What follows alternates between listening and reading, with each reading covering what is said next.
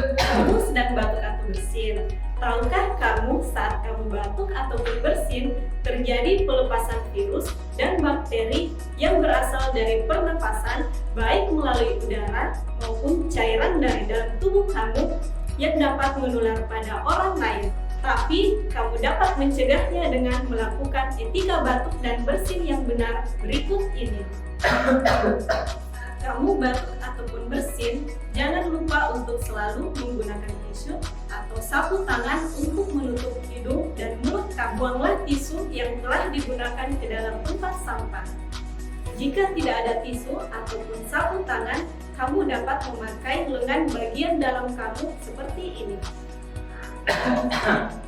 Kamu juga bisa menggunakan masker saat kamu dalam keadaan batuk ataupun bersin.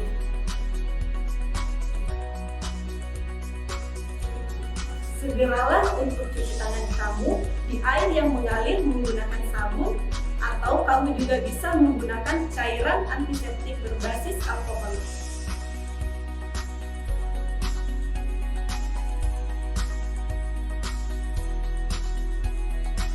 Jangan membuang ludah ataupun dahak di sembarang tempat. Dengan menjalankan etika batuk dan bersin ini, kamu ikut membantu mengendalikan infeksi di sekitar kita.